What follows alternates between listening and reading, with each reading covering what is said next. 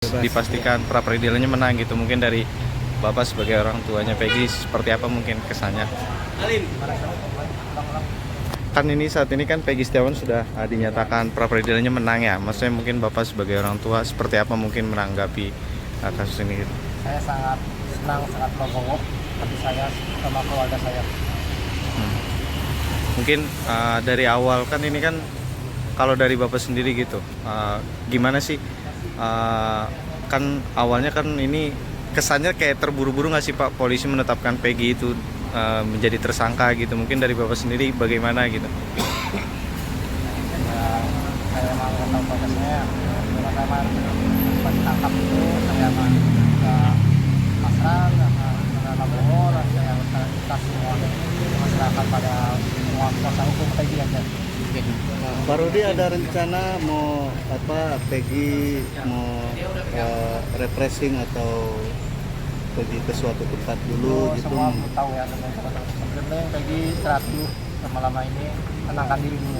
Dan Pak Rudi mungkin melihat berita ini kan juga jadi Atensi semua. Seperti apa mungkin melihatnya sudah banyak orang dari masyarakat untuk melihat bahwa Peggy ini sebenarnya bukan Peggy yang asli. Itu gimana? Melihat Saya tidak tahu. Nah, nanti kuasa hukum Peggy yang bisa menerangkannya semuanya. Ya, saya sebagai orang tua sangat bersyukur bahwa Peggy bebas saja itu. Pak ini kan banyak juga muncul Peggy-Peggy yang baru nih seperti kayak Peggy Cianjur gitu. Menurut Bapak sendiri gitu, pantas nggak sih maksudnya Peggy-Peggy yang ada nih saat ini diperiksa kembali gitu untuk dari Polda Jabar sendiri gitu? Saat ini saya tidak tahu, belum tahu ya. Selanjutnya belum tahu ya. Itu pengacara Peggy yang semua yang tahu, yang semua nanti akan prosesnya. mungkin dari Bapak sendiri Pak perasaannya akhirnya bisa mungkin anaknya Kumpul. terbukti gitu, Tidak bersalah. terbukti menang dan akhirnya bisa kembali ke keluarga, bisa kumpul sama keluarga lagi sama bapak sama ibu sama adik gitu. Gimana mungkin? Saya mah sangat bersyukur banget sama Allah Subhanahu wa taala. Saya udah pasrah, udah bilang semua, saya bersyukur dan bersyukur. Bang, ada rencana apa dari pihak PH sendiri terkait adanya kerugian materi dan imateri? Oh, masalah itu saya belum tahu. Ya, dari pihak abang mungkin sebagai PH. Oh, ini kalau dari kami, dari pengacara keluarga itu kan nggak ada rencana, belum ada rencana ya. Kita belum menentukan langkah ke depan. Sementara ini kita melihat saja lah ke depan apa yang bisa lakukan. Karena Peggy juga mempunyai pengacara sendiri, bukan klien kami hanya Pak Rudi ya, bapaknya Peggy gitu kan. Dengan ininya gitu kan, dengan personalnya Peggy. Oke bang, mungkin bang melihat ini kan sudah bebas sudah menang. Artinya dengan melihat mungkin adanya 3 DPO itu seperti apa bang? Ya, dari kacamata abang mungkin 3 DPO ini kan kayaknya masih belum jelas sampai sekarang gitu loh bang. Masih sulit ya. Jadi gini, kami pun tidak paham ya. Yang kami juga tidak tahu muncul 3 DPO itu dari mana tiba-tiba ada di putusan kan gitu kan. Kami baru tahu tadi, kami sore itu kami ketemulah dengan para terpidana. Kami sendiri baru paham bahwa ternyata DPO itu muncul dari yang namanya saksi mahkota. Saksi mahkota itu menurut informasi pengakuan daripada terpidana yang kami kunjungi tadi adalah cerita dari kesaksian yang terpidana juga yang namanya Sudirman, ya kan? Di mana Sudirman ini menyampaikan nama-nama termasuk terpidana klien kami. Kami ini kuasa hukum dari 6 terpidana seumur hidup, ya. Hanya Sudirman yang belum menjadi kuasa ke kami ya. Yang lainnya dari 7, 6 itu ada di kami kuasanya. Kami kuasa hukumnya.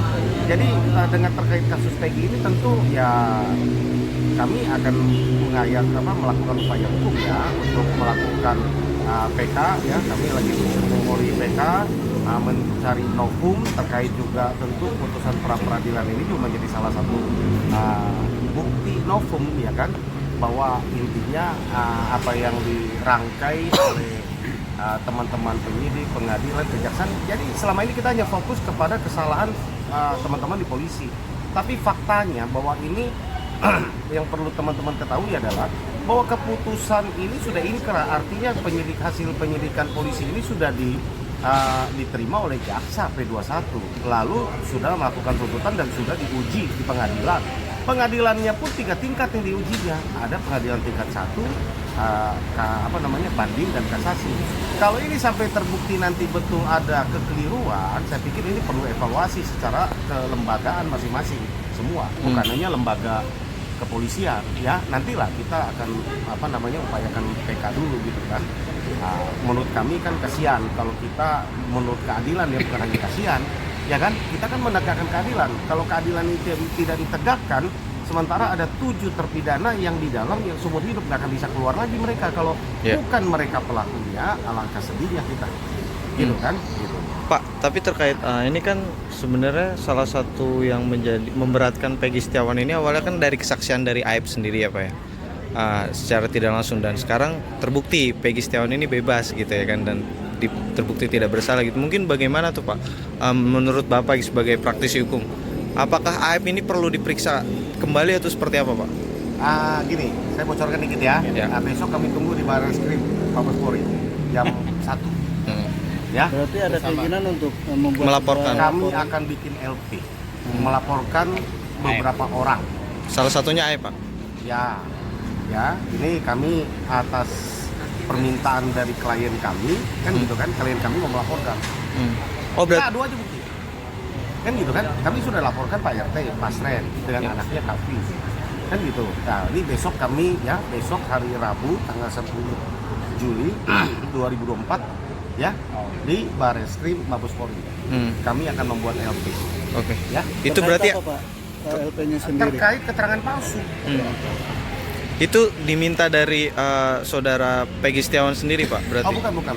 Ini dari 6 terpidana. Oh, dari 6 terpidana. Menjadi kuasa kami. Nggak ada sangkut paut dengan Peggy. Bang, alasan ke-6 itu sempat ada obrolan apa sih Bang yang akhirnya pengen melakukan PK? Apakah Karena mereka berdasarkan tidak mengakui apa yang dituduhkan kepada mereka? Akibat kesaksian dari Aib dan Dede inilah, ya kan, yang membuat mereka ditangkap kan. Mereka ditangkap, mereka diproses sehingga mereka dipidana. Ini kan kesaksian kunci nih, Aib dan Dede ini. Selain Pak Pasren, RT dengan Kavi. Alibi mereka ada di rumah itu dua ini kan. Kalau dua ini kami adu, kami uji, dan kalau ternyata nanti kita lihat saja, kita adu bukti gitu kan. Kalau nanti ini bisa ya otomatis lah, berarti rangkaian cerita. Ini banyak sekali lah kalau kami beberkan, nanti ada di novum PK ya, yang kami akan buat di memori PK kami ya. Banyak sekali dari kejanggalan awal yang kami yakini. Ya kan, yang kami yakini bahwa terpidana 7 orang yang ada di dalam itu yang seumur hidup itu sekarang itu bukan pelaku dari pembunuhan Vina. Ya kan, siapa pembunuhnya kami juga nggak bisa simpulkan, tugas kepolisian bukan tugas kami. Tapi kami juga tidak menyalahkan kepolisian semata, karena ini sudah diamini dan sudah menjadi inkrah. Tentu ini lembaga-lembaga lain juga saya mohon untuk kita lakukan evaluasi secara menyeluruh. Kenapa bisa terjadi banyak kejanggalan nanti yang kami beberkan lah, banyak sekali gitu kan ya, termasuk sekarang pertimbangan peradilannya Peggy juga kan, itu kan akibat dari pertimbangan putusan dari para terpidana yang kemarin kan gitu kan, yang mengatakan ada 3 DPO yang ternyata mereka sudah ditetapkan menjadi DPO, tetapi mereka belum pernah diperiksa, belum pernah dipanggil, belum pernah ini kan, hanya berdasarkan pengakuan dari saksi mata. Ini kan sungguh aneh. Kenapa bisa ada di persidangan ini? Kita mau cari lah. Kenapa? Ya kan kita nggak bisa. Kita harus anggap ini benar karena ini sudah putusan pengadilan. Makanya kami juga ambil langkah hukum, bukan kami ngambil lawan secara frontal, tapi kami kan mau menegakkan hukum kan gitu kan. Makanya kami ambil jalur peninjauan kembali melalui novum. Gitu ya. Bang, sebagai kuasa hukum dari Pak Rudi juga ya. Ya. Artinya ingin seorang Peggy Cianjur diperiksa juga nggak sih? Kewenangan polisi lah ya. Artinya dari pihak kami nggak ikut ke sana karena kami mendampingi Pak Rudi ini dalam perkara yang lain ya. Perkara yang lain bukan perkaranya Peggy ya, tapi timbul akibat dari perkara Peggy gitu kan. Rekan-rekan sudah tahu lah ya. Gitu loh. Pak Rudi, Terakhir mungkin harapannya kasus ini akan semakin bisa terbuka, akan semakin bisa harapannya ya. Harapannya apa? dan apa yang mau kebenaran. disampaikan dari para Ucapan terima kasih juga mungkin. Semoga cepat terungkap lah ya, yang terungkap yang sebenarnya ya, yang pelaku yang sebenarnya cepat terungkap. Gitu ya. Oke, Oke, gitu, teman-teman ya. terima kasih, Pak. Oke, makasih. Terkait dengan gerasi para terpidana klien kami ya, kami mau sampaikan betul pada tahun 2019 ya. 2019 mereka sudah pernah mengajukan gerasi. Ada ceritanya. Kami cek dari sore. Ternyata mereka nggak paham itu disodorkan oleh petugas lapas menurut pengakuan mereka.